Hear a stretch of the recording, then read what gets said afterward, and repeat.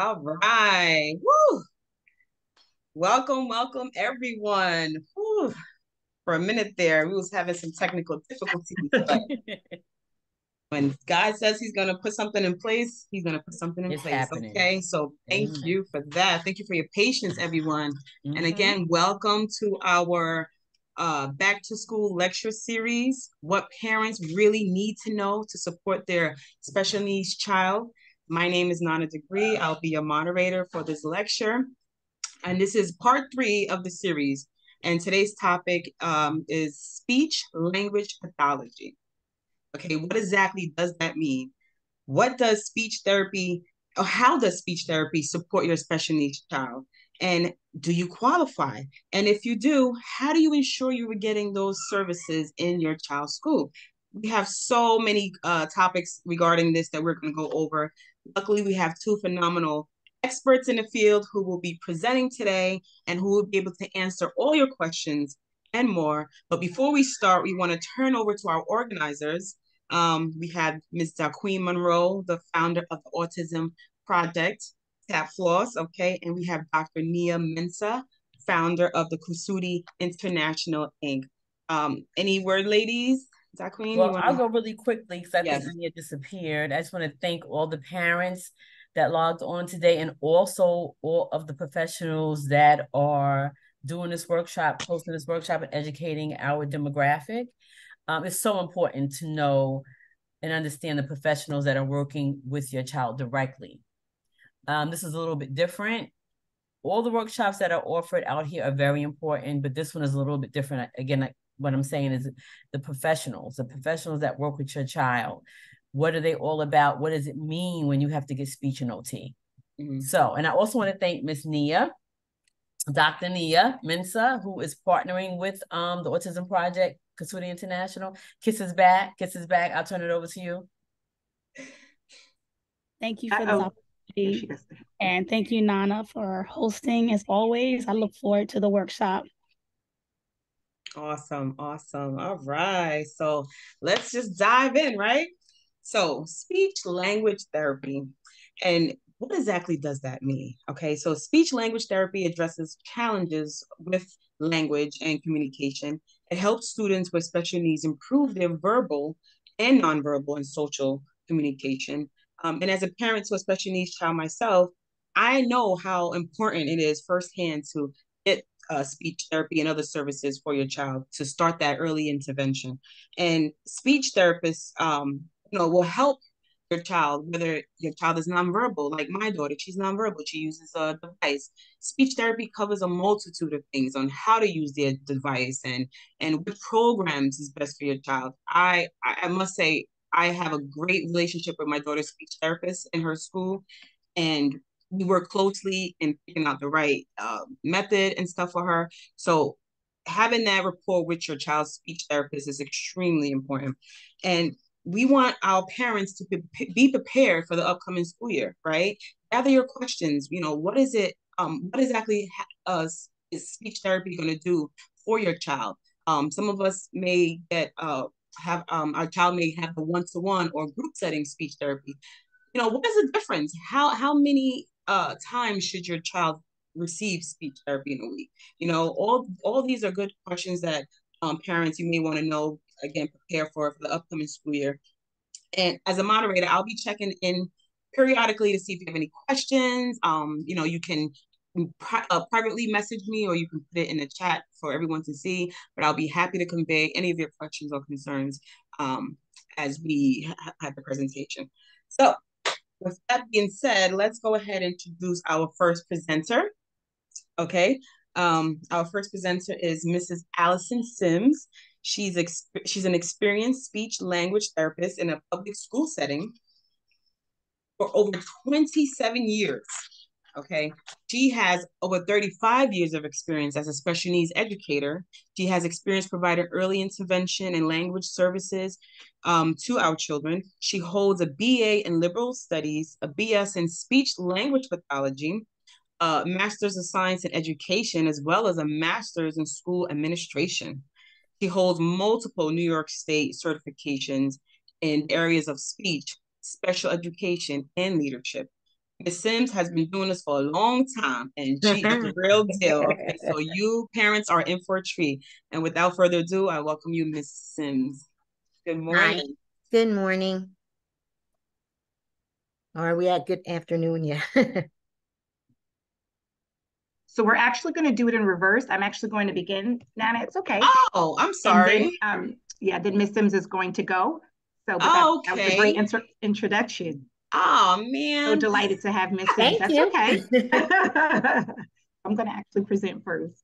Okay. Well, then let's fast forward over to Ms. Candice Forcheney. Okay.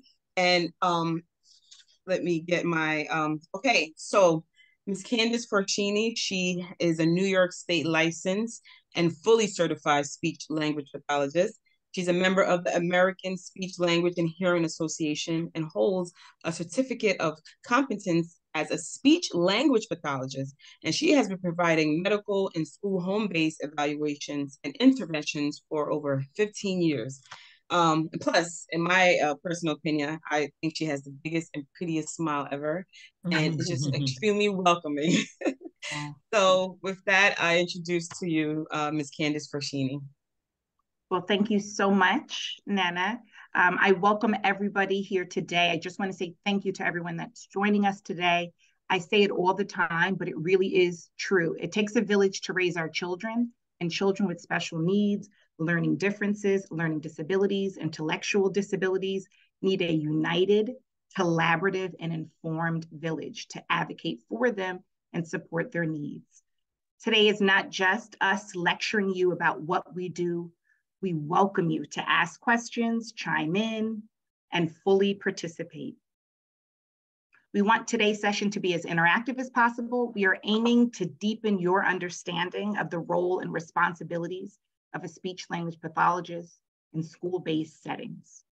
So let's dive in.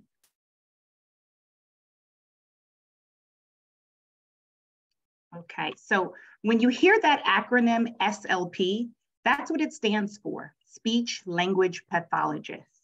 Okay, so let's go over that definition.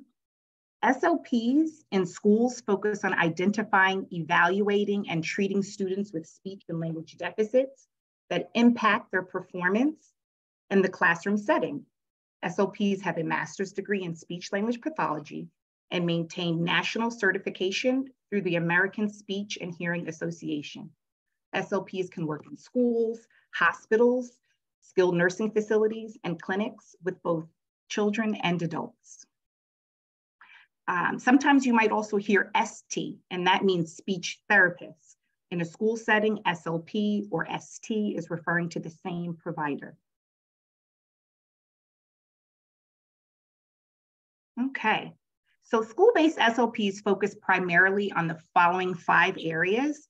These are really the top 5 areas that we focus on, and that does not mean that there are not other areas.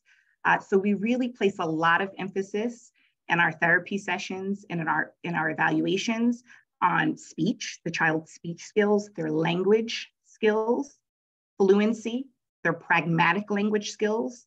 And this is a big one, particularly in today's classroom, alternative and augmentative communication. And I'm going to just describe a little bit about those 5 areas just to make sure that we're all on the same page and you, again, have a better understanding of what it is that we are typically working on with your child.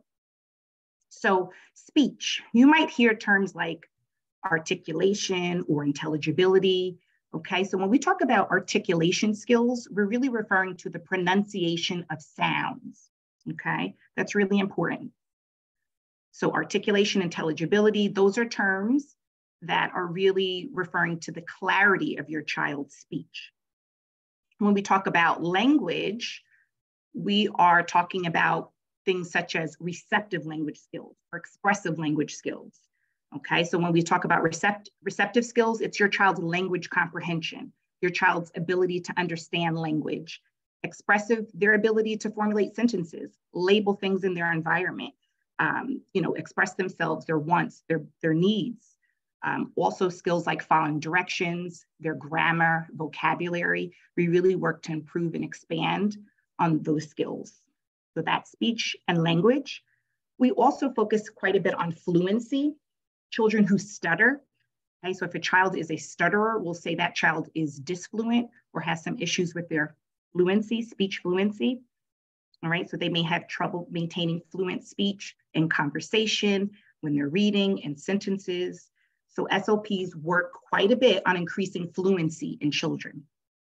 Pragmatic language skills, that's another area that we place quite a bit of emphasis on. Okay, so when we talk about pragmatics, we're talking about the skills children need to interact socially with their peers and make friends. So, that includes not just your verbal language, but your nonverbal language, your ability to make eye contact, your body language, your gestures, your facial expressions. We really want our children not just to be academically successful in the classroom, but we want them to have those social skills that are necessary to participate in, routine classroom activities, conversations, and social interactions in the lunchroom, recess, playground, school bus. So those are really important skills that oftentimes children receiving services are struggling with. And we work to address those. Alternative and augmentative communication, as I mentioned, what that refers to means all of the ways that someone communicates besides talking. So if there's a child that that has an iPad that they use to communicate, they access buttons that speak for them.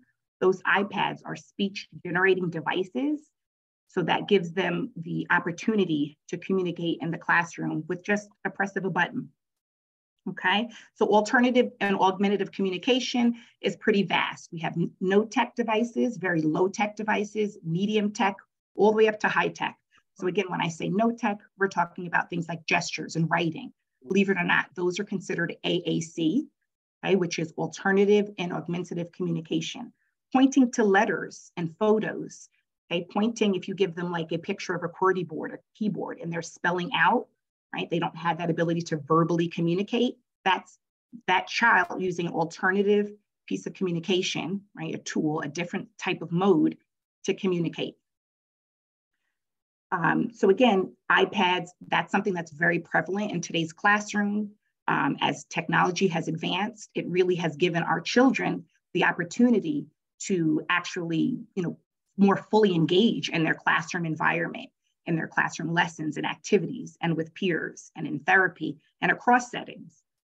So using a computer with a voice, again, we refer to that as speech generating devices. That all falls under the umbrella of alternative and augmentative communication. So again, these are the 5 areas, and that doesn't mean that there are not other areas. There certainly are, but these areas are primary to us and what we are targeting when we work with your child individually or in a group setting. Are there any questions? Okay. Ms. Candice, I'm sorry. Sure. I just wanted to just touch on well, actually you are doing that now. The group versus the individual setting and the why, definitely. When a child would need that. Absolutely. Thank you so much for asking that, Ms. M. So we'll get right into that.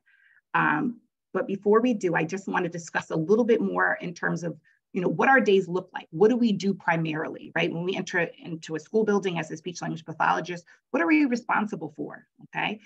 So one thing, and I put that here on the slide, one helpful tip, it's really important for you as a parent to find out who your child's SLP will be from the start of the school year, okay?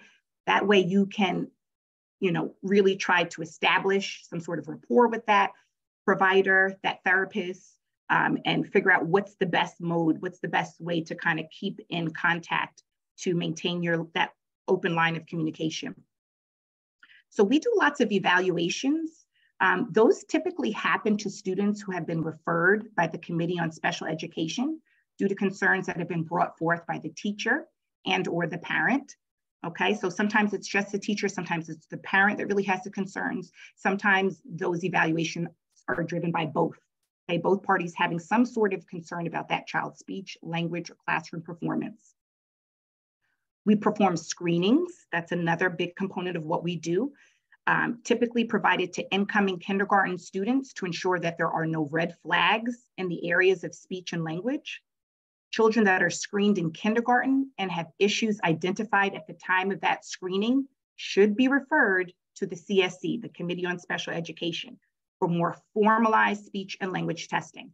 So if you ever hear that your child is being screened, that doesn't necessarily mean that they're receiving a formal speech and language evaluation. It's just simple tools that we use to determine whether or not there's some level of concern, okay? And to sort of gauge and get an idea, use some sort of informalized testing measure to determine whether or not your child's skills fall within the normal range, okay? Fall at age level, fall at grade level.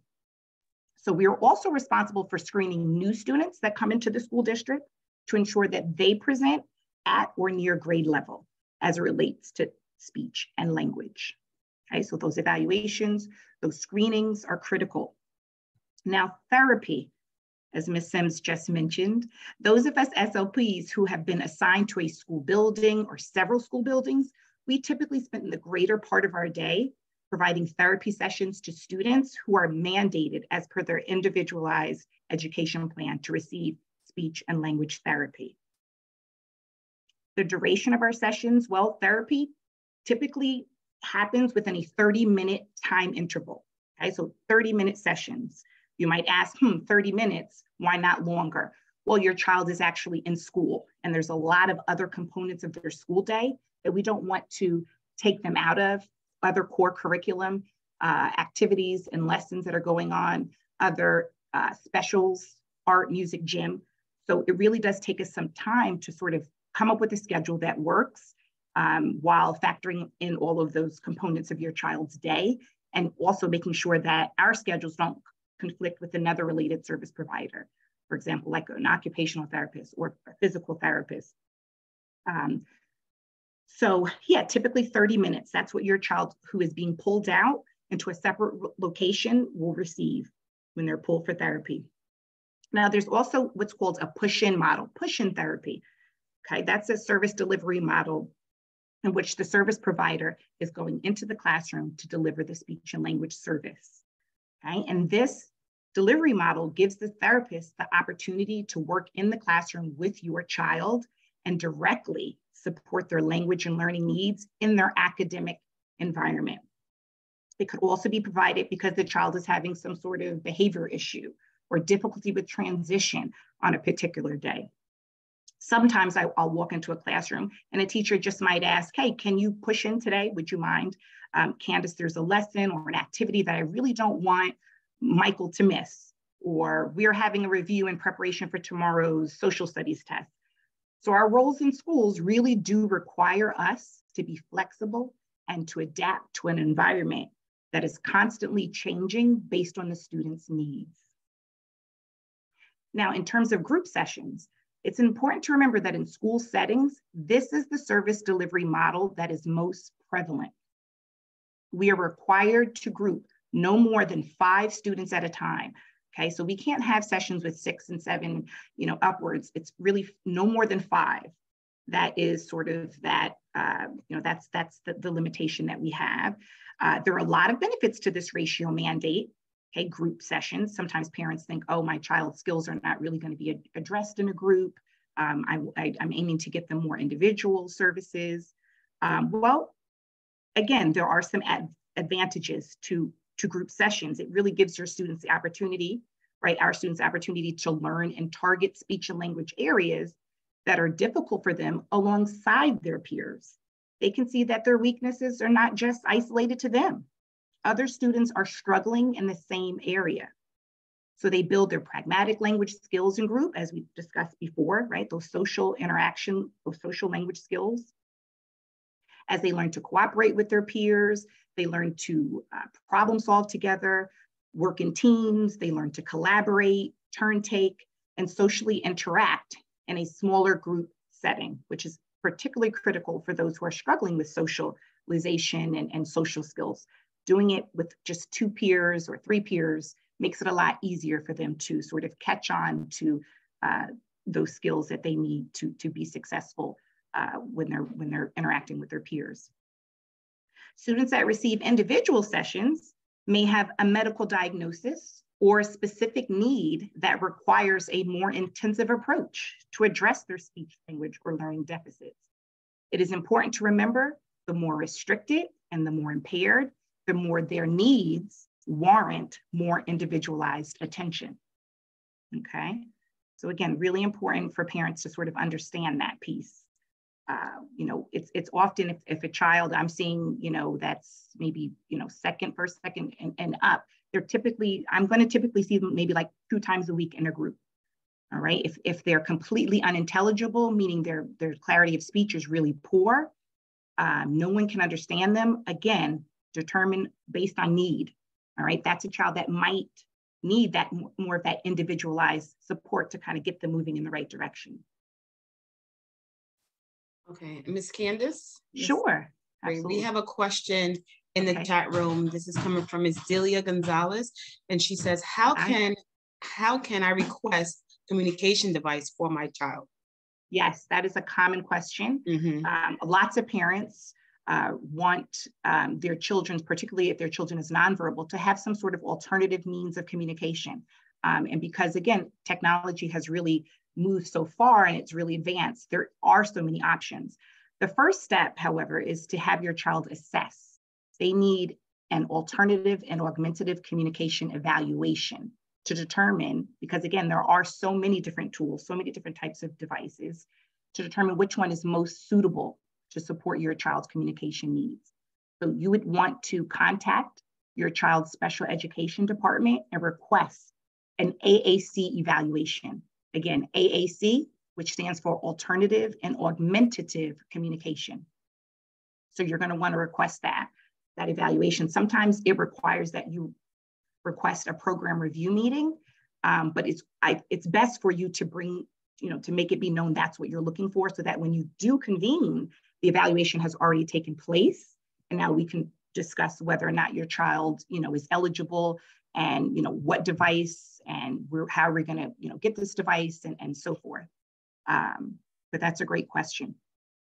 It does vary by school district. Some school districts have a very specific protocol in place. Other districts are just sort of catching on and really trying to establish those protocols. But the first step would really be to contact your school board. And we're going to talk a little bit more about the best ways to contact and some of those rules when you do reach out to your school board, some things that are important to remember. Okay. I hope that answers your question. All right. So the next slide is, do I have input into what my child's speech and language goals are? This is really important, okay? As I mentioned when I first started this presentation, it really does take a village. I'm an expert in my scope of practice, my discipline, and what I do. You're an expert in your child's needs. You are their advocate. So just like you need us, we need you. So absolutely, you have input into every aspect of your child's individualized education plan, known as the IEP. So if there's something specific that you would like your child to work on in therapy, an area that you see them struggle in at home, it could be something like making requests. My child, doesn't really know how to tell me, what he or she wants, okay? You can voice that at your child's annual review meeting. Those typically happen between January and May in most school districts. You can also provide your input at your child's program review meeting, okay, where you can request, which you can request at any time during the school year. And that would be the place, that would be that opportunity to say, listen, I want my child to do more of this or to do more of that, or I notice they're struggling in this area. Typically, if you have a good, strong relationship with your speech language pathologist, you would have already been reaching out to them and sort of, letting them know some things that you're noticing at home, things that you'd like to see improvement on, and your therapist, will already have been working on those areas. It's important to know that your child may have anywhere between 2 and 5 goals listed on their IEP, but that doesn't mean that's the only areas that your speech language therapist is working on and addressing with your child. Those are just the 2 to 5 that are being measured for purposes of your IEP, that legal document, okay, to make sure that your child is making progress. If there is a pressing concern, the earlier you make contact with the special education department at your school board, the better. So again, start of the school year, listen, my child's not making progress with their speech skills.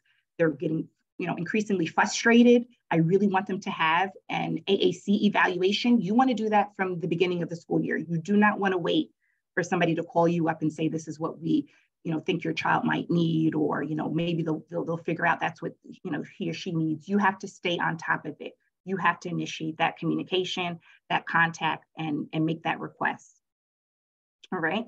So who else has input into your child's speech and language goals? Well, classroom teachers and related service providers are also stakeholders in your child's individualized education plan.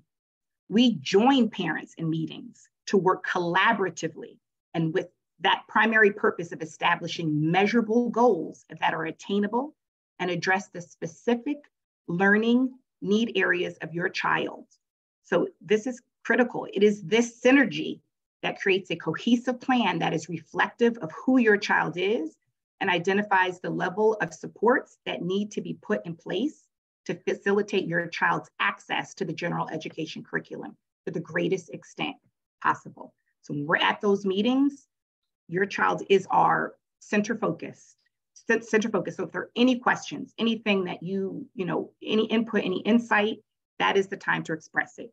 I know it can be daunting, it can be overwhelming, it can be intimidating, but that is your time. That's the platform. You don't want to leave those meetings and not be at peace with the determinations and the decisions that are being made about your child.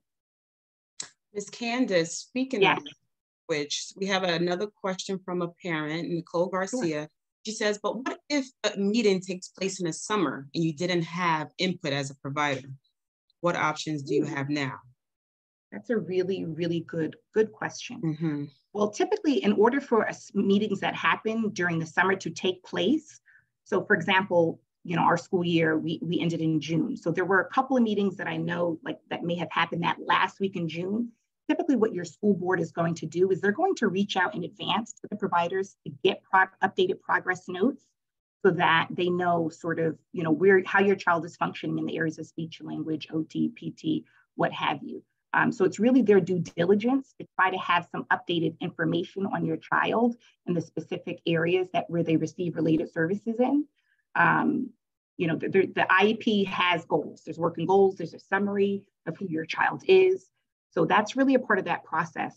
And if they're not able to contact or they don't have that information readily available, if there was testing that was supposed to be performed, some sort of AAC evaluation that was supposed to take place in order to determine whether or not the child should receive a device or a tool. If that didn't happen, then as a parent, I probably would just say, let's postpone the meeting, right? Because those are critical, vital pieces of information. Those are vital players, right? Where, we need that input to make decisions, okay?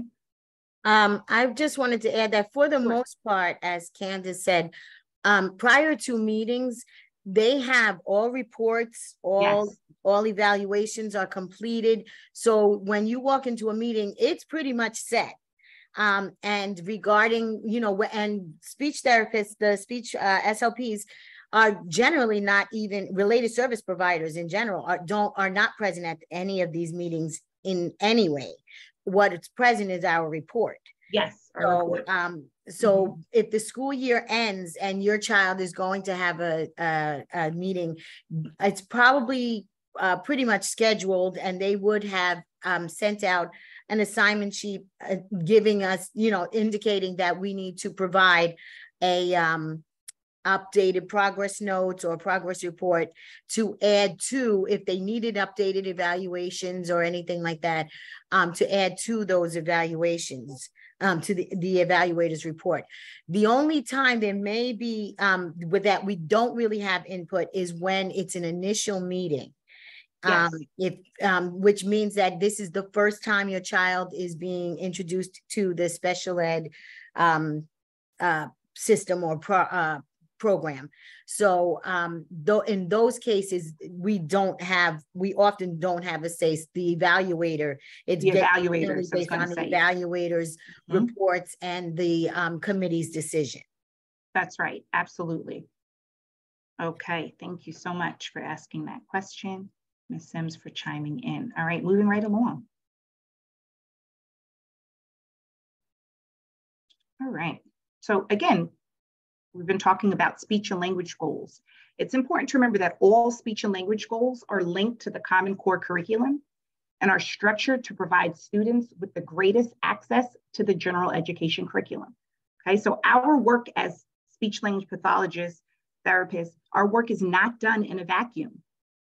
We are not solely addressing speech and language areas just because your child may have a weak area or two. Our speech and language goals are all linked to the Common Core curriculum. And your child has IEP goals because they're having difficulty accessing the general education curriculum, whether it be due to expressive language issues, language comprehension issues, poor social skills, written language, or literacy issues. So it's really important to keep that in mind. You might feel that your child has a lisp, right? Like when they're talking, or needs help producing their R sound or their TH sound. Sure, your child may be able to benefit from some speech therapy, but those concerns may need to be addressed outside of school, at a private practice, a clinic, or outpatient facility, because those issues are not impacting your child's access to the general education curriculum. Okay, so that's really important to remember. School-based SLPs are working to address the deficits that are linked more closely to their academic or overall classroom performance. And for our children on the autism spectrum, our goals will be less academic and more focused on helping them to communicate at a functional level, helping them establish functional language skills, such as, identifying or making their basic wants and needs known, supporting the participation in basic classroom routines and activities. Our goals for students on the autism spectrum focus on helping them to build those skills that they need to more fully engage with teachers, peers.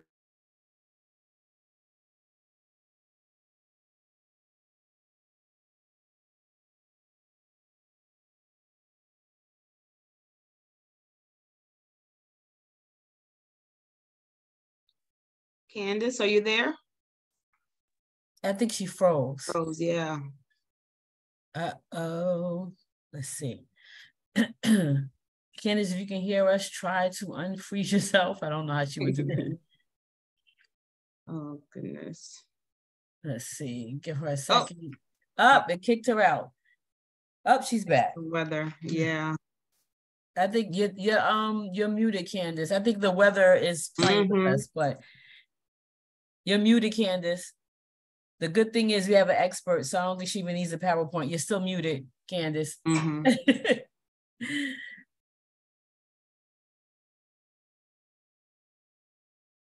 You're still muted. Yeah. You're muted. Muted. She can't get the mute off?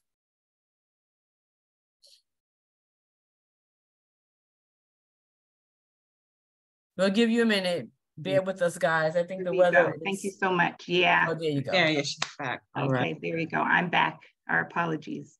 Hold on. Let's get us to where we were. Okay. We were talking about speech and language goals. Okay. Hold on 1 second. Oops. Make that adjustment. 1 second. Let's see. Okay, we're right back on track. All right, so when students are new to the district. Candice, you want to put your PowerPoint back up? Because I don't see it. Okay, you can't see it at all. Okay, right. Hold on 1 second. I'm sorry, hold on. I didn't realize it completely left the sharing mode, huh? Yep, okay, it just completely kicked you out. You just have to give me a second here. Hold on. To share.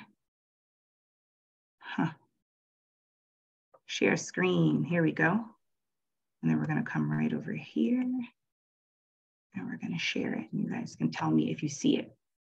Yes, ma'am. You do? Okay, beautiful. You just have to put it on. Yep. Hold on, I have so many bars on my screen. We'll get this, we'll get this. Okay. Okay. From the beginning. There we go. Perfect. Okay, now you see it. Oops, hold on, I haven't. From beginning. Oh, I see what it did. It totally took me out of where okay. It's okay. Yeah, right. Yeah, it took me out of a different, okay, so here we go. So where can I find my child's speech and language goals on the IEP? Thank you for your patience, everybody.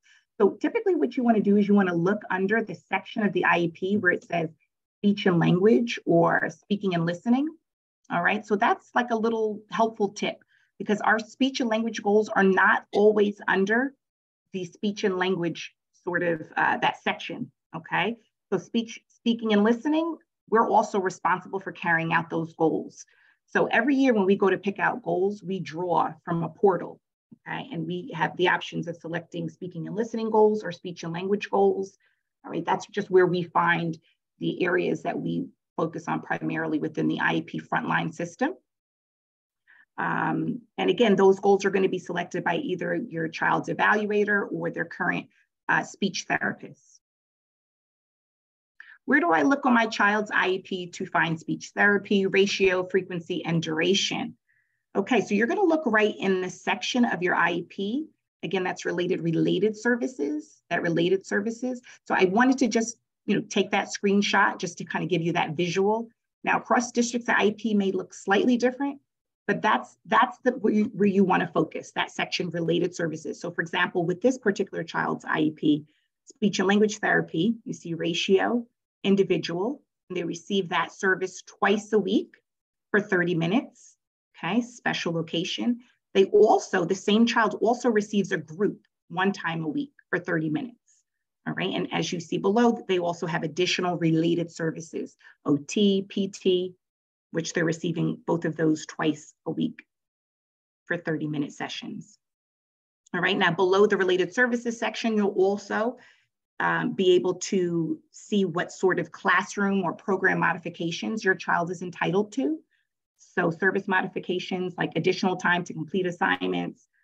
This child requires large concepts and assignments to be broken down into smaller chunks, frequent check-ins for understanding, environmental and modifications. A child may have preferential seating where they should be placed in the front row, or from the doorways where there's distracting noises and sounds. Okay. All right, and we are going to go on to the next. Hold on 1 second. All right. How do I know if my child is eligible for summer services, right? This is a big one, right? The school year ends. Some parents are kind of confused. Now, is my child they're going to attend the extended school year program? Are they going to still receive their services? Are they still going to get their therapies? Well, there's a section in the IEP where it says extended school year related services. All right, so that's what summer school means. It's referred to as the extended school year, the 12-month program. So in this student's case, speech and language therapy is going to be provided in a small group twice a week for 30 minutes. It's important to keep in mind now, in the summertime, services are typically delivered in groups. Very, very rarely are you going to have a child that's going to receive individual sessions during the summer, even for children on the autism spectrum. There's probably a myriad of reasons why that is. It probably has a lot to do with staffing. It's really, summer schools, particularly lots of the programs are much shorter than the typical length of a school day. And you're really trying to help the child not so much learn new skills, but really maintain and prevent regression, okay? So we still want to be able to address your child's goals with their peers, check in with them, make sure that, again, that they're maintaining the skills that they have. All right, are there any questions? All right, the other place that you can ask with regard, if you're so confused, you're not sure, ask again at that annual review meeting. Before you leave that meeting, is my child going to receive services in the summer? It's a little bit different for students that attend an ICT program, an integrated co-taught program. Those services are not typically eligible. So it's really for students that are, require that more restrictive learning environment, okay, that are going to be approved for that 12-year program. So not every child that's, in a general education classroom with this related services of speech is going to continue those services in the summer, all right? A big thing that we often have to do in order to make those services continue is to provide proof of regression. that without those services, that child is going to regress significantly. And we know that when we're working with students on the autism spectrum, that is so critical, that consistency, that repetition, that structure, they need it. They can't be without services for too long. They will lose the skills that they have.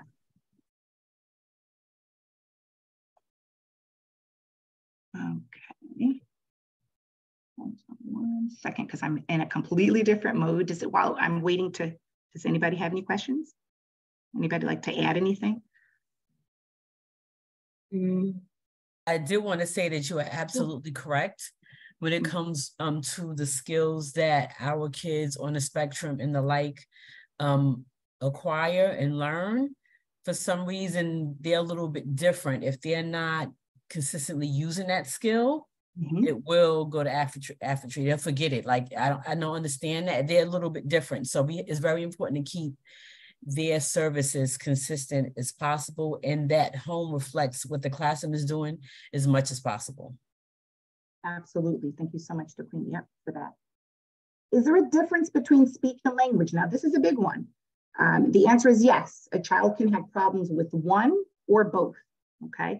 I'll even go pick up students from classrooms, and teachers will tell me, I don't know why you're picking up Nicole. She speaks fine, but she may speak fine, right? She has good speech skills, good articulation. Her speech is clear. Everyone can understand her, right? But I'm not necessarily pulling her out to address her speech skills.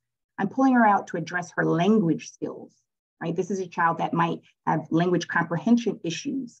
When they listen to a story, or they go ahead and read a story silently to themselves, you ask them questions about that story. You ask them what was the main idea, or recall some key details. They cannot. Okay, so those are, again, kids that I'm pulling out to work on addressing language. And I could just be seeing that child for language, or I could just be seeing that child for speech. The child could have completely intact language skills, but when I go to have a conversation, I don't understand a thing that they're saying because their articulation, their speech is so poor. Okay. All right. So I'm having some issues going to the next slide. So again, bear with me. So Candice, then a child can have both speech and they can have both articulation and, they can have language. Both. They can have both. Oh boy, we are really dancing around. I think it's the weather here where I am. It's causing me to kind of come in and out of this. So I apologize that things are not as fluent, but we are trying our best here. Okay, so speech versus language. How are they different from one another? Okay, speech and language. So we've been talking a lot about that. So again, articulation, that's how we make speech sounds, using our articulators in our mouth, our lips, our tongue, our teeth, our jaw, and our palate. Okay, phonological processes, you may see that terminology, you may hear that in a meeting. That's basically developmental sound errors that most children use as they are learning to produce a sound or a word. So they may say wabbit for rabbit, or dump for jump, lello for yellow, buck for duck. All right, common sound errors like are sh and th and ch, j, blends, sk, bruh, gl, skate and school and bread and glass. Those are words that may sound like sate, sool, bed, gas. They may drop a consonant, or they may substitute one consonant for another. Okay, fluency, this is the rhythm of our speech. We sometimes repeat sounds or pause while talking. Again, people who stutter may do a lot of that, right? It may get really bumpy, or they may block and have difficulties getting a word out. Okay, so again, that interrupts the fluency of their speech. Language, on the other hand, as we spoke about, that's receptive and expressive. Okay, so we're talking about language that we understand, our ability to formulate sentences, to communicate and express ourselves at the verbal language level. Right, so the words we use and how we use them to share ideas and get what we want. We work on, under that language umbrella, what words mean. So word definitions, vocabulary, we're really trying to enrich and build and expand our kids' vocabulary and teach them that some words have more than one meaning. For example, star can be a bright object in the sky or someone famous. How to make new words. So we teach them a lot about prefixes and suffixes. For example, we can say friend or friendly or unfriendly and mean something completely different. And again, pragmatics is a big one. What we say at different times. For example, we might be polite and say, would you mind moving your foot? But if the person doesn't, right, it changes the social context. It changes your tone a bit. You might get a little annoyed, right? And your facial expression, your body language might change. So you might say, but if, get off my foot, you know? So we teach a lot of those nonverbal language skills and those social nuances. Okay, so we're gonna play a little game. Alyson, you're gonna take it away. Let me just get to that slide. I just have to, unfortunately, have to come out of this one to get to the next one. Because we're really having some issues, but that's okay. All right, so here we are. So let's practice a little bit. Is it a speech or is it a language concern? Go ahead, Alyson. Hold on, we cheated with that one. Here we go. All right, she's going to read this one. Okay, so let's practice. And I'm going to read you a scenario and you're going to respond to whether it is speech or language. So Jacob is 6 years old. It is hard to understand him when he talks. He is quiet when he speaks and his sounds are not clear when he communicates. Is that speech or language? Feel free to chime in. Don't be shy, folks. Don't be shy. I know I'm gonna go with speech. I'm gonna go with speech too, because I'm gonna go with articulation. Yes, it's hard to understand him. Ding, ding, ding. Yes. Yes, and it looks like everyone else said speech as well. Good Everybody job, else guys. said as well. Fantastic. Okay. All right. Good job. We're all on the Okay. same page. So we're going to the next one, the next scenario. Is it speech or language? Isabel is 9 years old. She can read fluently, but when she is asked questions about the text that she reads, she struggles to answer correctly. Isabel cannot recall key pieces of information, state the main idea, or retell the story in her own words. Is it speech or language? Oh, she says that. You I'm gonna go with language. You sound like a game show host, right? Yes, that's right. Exactly. We are. And we feel like that as therapists. Oftentimes when we're in our sessions with our kids, we're playing a lot of these Jeopardy-based kind of trivia, language-based games. So we heard language. Yes. Are you correct? Yes, you are correct. That is language. Woo. And I just want to really quickly piggyback on what Candice just said before we do the next scenario. This is a lot of what we do, and you do have to be animated, and you have to keep their interest, and you have to, do things. It's almost like when you feed them, when you give kids vegetables, they won't eat them, but if you puree them and throw them in the spaghetti sauce, they don't know they're eating them. So a lot of times I use a lot of games in my therapy sessions. So next one, is it speech or language? Brianna is this the one? Okay, I'm sorry. Yep. Brianna is a bright and funny 11-year-old. She enjoys reading and often raises her hand to read aloud in class. Brianna often gets stuck on a word and will repeat the initial sound of a word several times before getting it out. Her classmates often try to help her by saying the word for her or lose interest in the text because it takes her too much time to read a story. When asked questions about the text, Brianna can recall key details, state the main idea, and summarize it accurately. Is it speech or language? I say speech. Speech, definitely. Very good. It is actually fluency. Ooh. Fluency, speech fluency. It's part of speech, right? Yes, it's very good. Yes. You guys are good. Oh. I know, right? We might not have a job after this. We need to hold back a little information. Okay, guys. Let me see. This is our last scenario. Aiden is in the 3rd grade. He speaks clearly, but will often use or like in sentences. He has difficulty describing and providing details when asked specific questions. He often struggles to communicate his ideas in a clear and concise manner, verbally and at the written level. Aiden has difficulty defining words and performs poorly on fill in the blank with the correct word assignments. He also performs poorly on vocabulary tests. Is it speech or language? I'm going to say expressive. Expressive this language. Language, right? It is language. Yeah. It is language. All right, the queen getting all fancy. I know, right? Look, you know, I always say I'm the president and the client. I'm looking at these notes extra hard to make sure I get it right. It won't look good for me to get it wrong.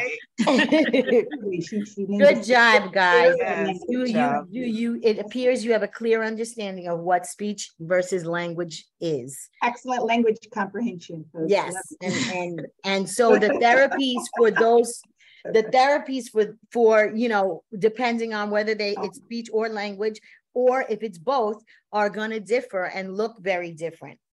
I'll just very quickly tell you that a lot of times when I'm being observed, before my principals get to know me, if they don't have a lot of background in special ed or in speech, sometimes I get called in to, they question my therapy session. And so when I explain to them that, you know, they'll say, well, you weren't doing speech, you were reading, you were playing a game, you weren't doing this or you weren't doing that. And I have to explain to them, that's not what this type of therapy was. That's not what this child's issue was. So articulation sometimes looks very different from language therapy. And my one principal actually told me, you know, well, I'm used to, you know, walking in and seeing a speech therapist with a mirror and rubber bands and you know, and different, you know, making different mouth movements. That's not, I said, well, that's not the kind of child that you observed. That wasn't what that child needed. But anyway, so right now we're going to talk about ways to communicate with your child's speech provider. You can email them. Everyone has an email address provided to us through the district, and we are required to respond to you. Parent-teacher conference night, phone conference, and you can set up a time to meet face-to-face or via Zoom in person with any of us. We communicate at the very least, if you're unable to do any of those 4 things, we are required to enter progress marks 2 to 3 times per year. So you do have some, and they are usually printed out and given out with the child's report card. So at the very least, if you're unable to get to us in any of those ways, you can. One of the things I just want to go back and touch upon is parent-teacher conference night. I will tell you, I don't know, Candice, if you experience this, but we have parent-teacher conference night a couple times a year, open house, and I'm there, and I actually feel like, oh, wow, great. It's a great time for me to catch up on my paperwork, because no parents ever come to see me. No one ever asks for me. No one ever, and I don't know, because I'm not in the forefront of their mind. They're just thinking classroom. But they don't ask, and I'm there. I'm available for you to speak to me about, you know, anything that your child may need. Please, I encourage you to reach out to me. I've had parents that I don't meet, you know, because they don't feel like maybe we're not the priority in the school, but we play a large role in your child's classroom and academic development. So I just wanted to say that. Parent-teacher conference night, and you're only speaking with your child's teacher, don't think that related service provider is not in the building. You just may not know exactly where to find them. So definitely ask that teacher. I mean, during parent-teacher conference night, my phone is just like going off with text, because I make sure that my teachers have my information. So that when Mrs. Smith is here, they're saying, Donnie's mom is here, come run down. She wants to talk with you. And I want to touch base with as many parents as possible. So sometimes it's just from a logistics standpoint, just not knowing exactly where to go to find that provider. So please ask the teacher, ask the principal. okay? Because we are required actually to be in the building. So it's very seldom are we just not there. We're there. We're waiting for you. But sometimes we actually have to come out of our offices and kind of roam around. But then when we do that, you might find our rooms and then we're not in there. So exactly. So how do I know if my child needs speech and language therapy? Your child may be difficult to understand when he or she speaks. They use gestures, pointing, head nods, instead of using words. They're very quiet in the classroom and at home. They don't really like to talk a lot. They don't like to speak a lot. Excuse me 1 second. The child is socially withdrawn. They don't have a lot of friends. They don't, they choose to be alone, to isolate themselves. They'd rather play by themselves than to, to interact with other children. One big thing, they have difficulty following directions. You may say, Daniel, please unpack your backpack, put your notebook on the table, and sit down and start your homework. They may not know where to begin sometimes with those multi-step directions.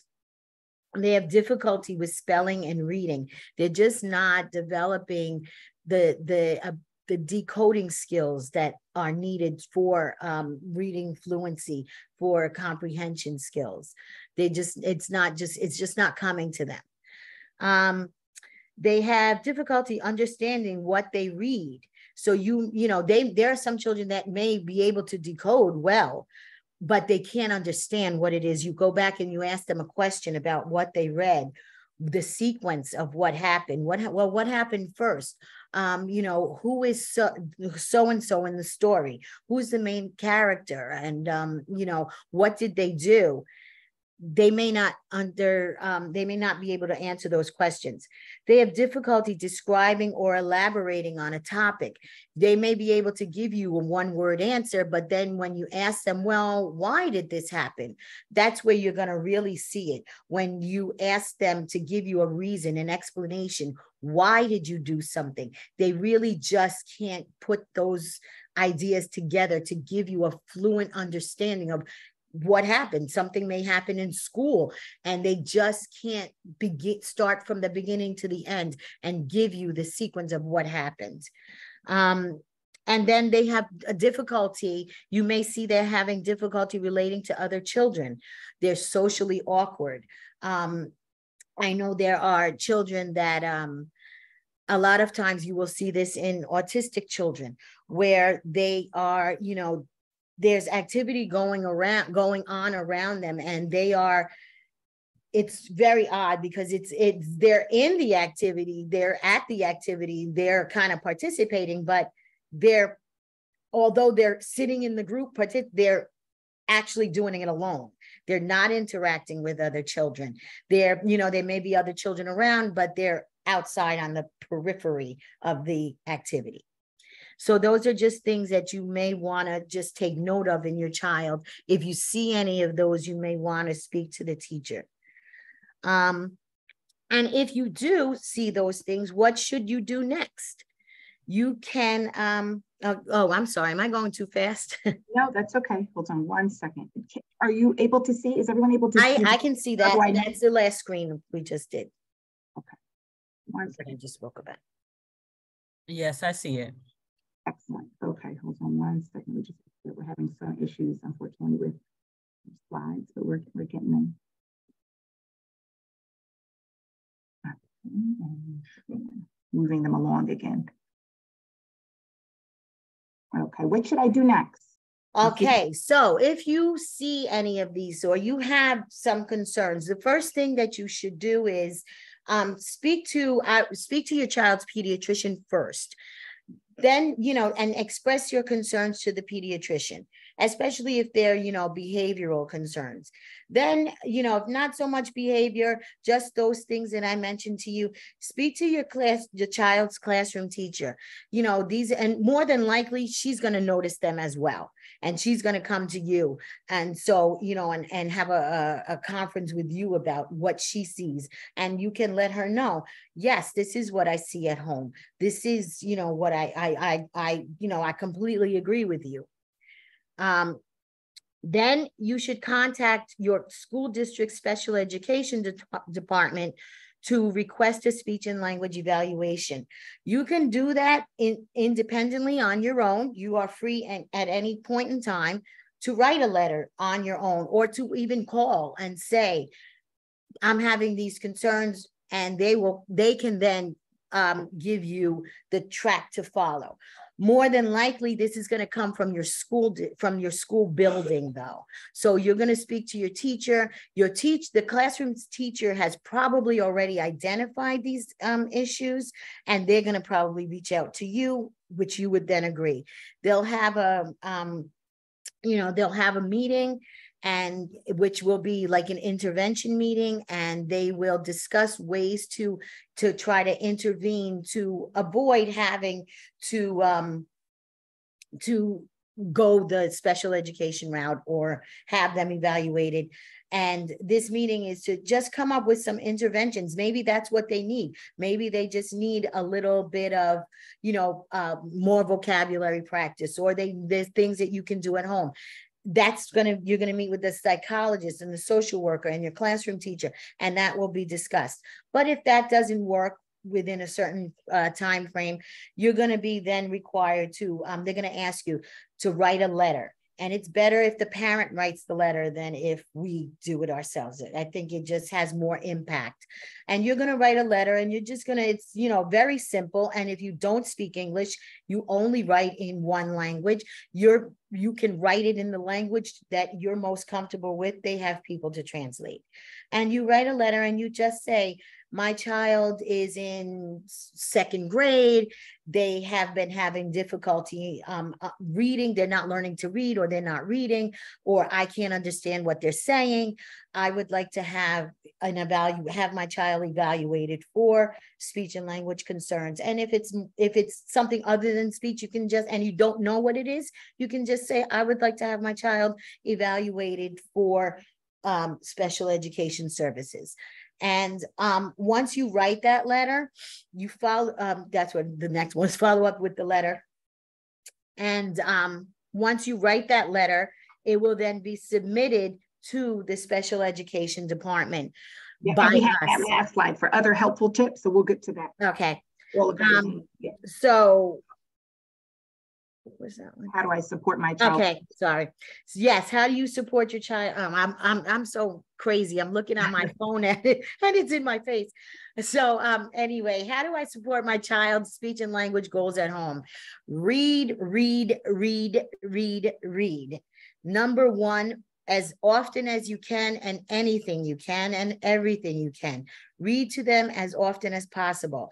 Don't only read, but when you finish reading, ask them simple questions about the story. We have them, if you notice on your child's IEP, it will say the child will answer WH questions. The WH questions: who, what, when, where, why, how. Ask those questions all the time. Have them label the nouns and the actions in the story. If you're reading a picture book to the child, have them point and say, what is this? Who do you think this was in the story?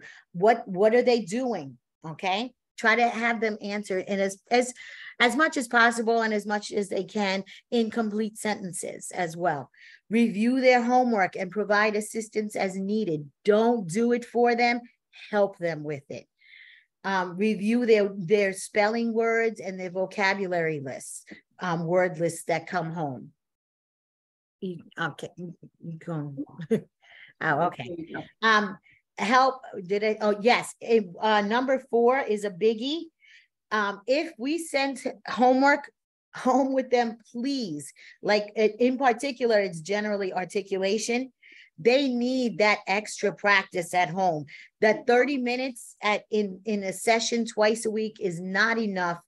Really, it's not enough to improve your child's speech. You really need to, they really need to carry that over at home. If your child, you know what their sounds are that they have difficulty on, if they make errors, correct them right away. You know, and really do the speech homework assignments.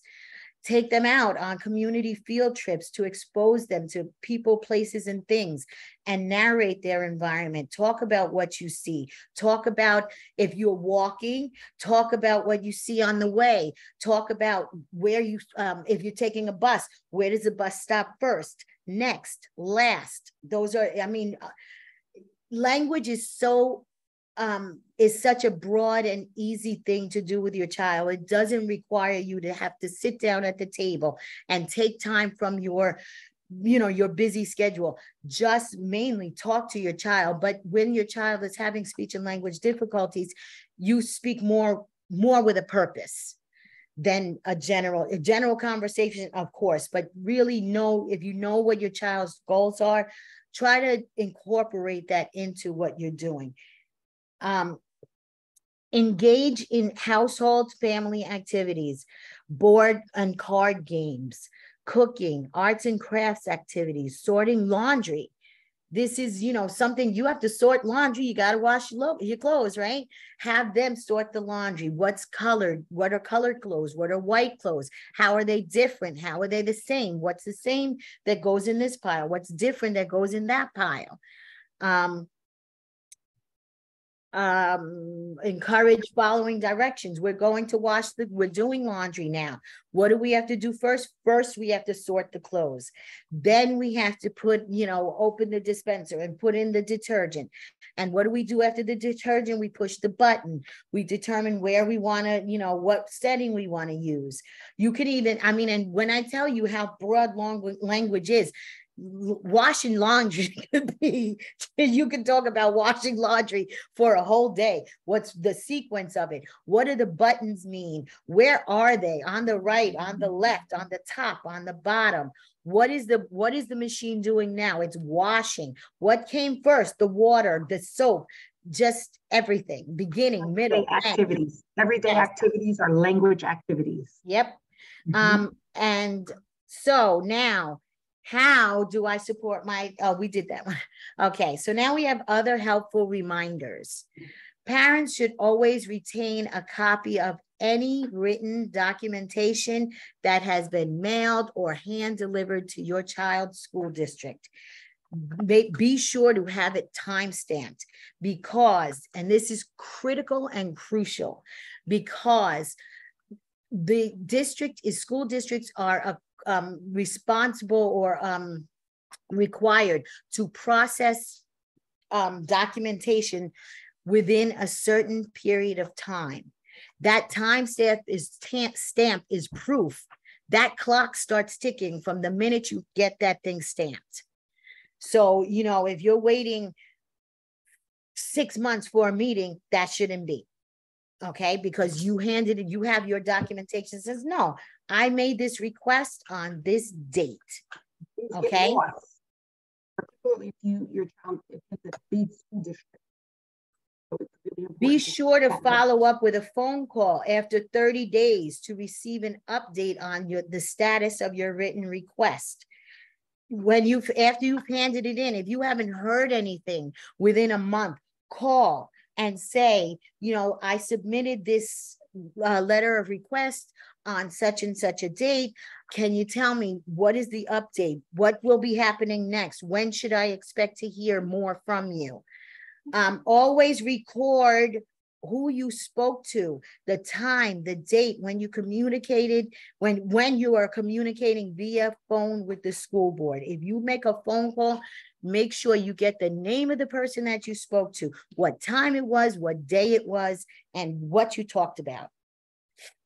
If you require help writing the letter that we referred to earlier, requesting evaluation for your child, just speak to the classroom teacher or the social worker. They will be, if you have difficulty with writing, they will write it for you and read it, write it, interpret it for you, and you'll just have to sign it and we can submit it for you. Okay. Do not be afraid to ask. We have a lot of parents where English is their second language, or maybe they have some sort of learning disability. It is okay. We will help you. I can't tell you how many letters that I have helped parents write to the school board. Very common request. I'm trying to think if I just want to, because this is actually the conclusion of our presentation. So I want to just say thank you. And if you have any questions beyond today, you can feel free to, my name now, Miss Forcheney's name now. And you feel free to call if you are part of our district. Does anybody have any questions now in the chat room? Just want to make sure that we address those before we wrap up for today. No. Okay. All right. So we do want to say that today, again, at 1:30, please join us again for Spanish translation. Okay. So we have Dr. Monegro, who is just incredible. She put a very insightful and rich presentation together specifically for our Spanish speaking community of families. It's really, in meeting with her, I was like, wow, she did an amazing job. So you don't want to miss that. Definitely reach out to friends, neighbors, family members that are Spanish speaking. We really want to make sure that when we do these lecture presentations that we broaden our demographic as much as possible. We know that as we go lower in Westchester County, we enter the city, there is an abundance of Spanish speaking families. It's important, really important that we provide as much access as possible to those families. So please join us again at 1:30. It will be the same link that you used today for our English session. So again, that'll be with Dr. Monegro. We're so excited. And Ms. Forcheney, where can parents get copies of these slides that you and Ms. Sims provided? Where would that be available? Yes, so we do plan on, I believe we're Facebook Live, but we also plan on posting the recordings of these sessions to the websites of both of the organizations that have co-sponsored today's lecture. So that would be the Autism Project, FLOS Incorporated, that website. Yes, and Kasudi International Incorporated will also post this talk on their website. Ms. Pena, also, as we mentioned, the Spanish session is going to be on not too far after this. And if she needs it for helping her demographic understand a little bit better, we can get the link to her like right away or as soon as possible. Whenever that, link is ready to go, I'll make sure that you get it. Yes, but pre-registration is not required. Just come on in at 1:30. Right. Again, that same link. Use the same link, Ms. Pena, for your demographic Spanish speaking, and then they can just come right on. Okay. And then so part 4 of our series continues on September 1st. We have an occupational therapist, an amazing guest speaker. She'll be here and she'll be talking about everything parents need to know as it relates to occupational therapy in school. Yes. We're super excited about that. Very important. I think it's also important for parents to understand the full scope of everything that's going on with their child, and especially having a good relationship with the therapist that's working with their child. Critical. Yes. Absolutely. Yep. Well, I want to thank everybody for coming on today onto the workshop. We had about 17, 18 people today. It was pretty good in this rainy day. Oh, yay. Yes. And we're going to continue to spread the word so even more people can chime on. If you have questions, you could always, you know what, Nana, could you put my email in the chat? And then that way we'll get back to you with, your answers to your questions. And as we said, OT is on the 1st. So that'll be the next flyer that's going to pop up. And again, thank you so much. Let me put mine. Let me write it in myself. Yeah, we're all putting our emails in here. Yes. Yes, thank you so much. Okay, so would I go to the chat to do that? Yes. You could definitely see the emails, everyone that's on this workshop. You'll see 2 email addresses. info@theautismprojectfloss.org is mine. And then you have Who's that, Miss Green? Oh, that's mine. Actually, that was my maiden name. Yep. So Oh, sorry. I'm like, who's that? So Miss Forcheney's maiden name email. Yes, okay, she got all this going on. But anyway, someone will get back to you if you use either one of them. Absolutely. So thank you so much. And we hope to see you guys again for the 1st of September. Yes. Which will also be in English and Spanish. Goodbye. Thank you. All right, bye everyone. I enjoyed this presentation. Yes, very informative. Thank you. Thank you, everybody. Thank you.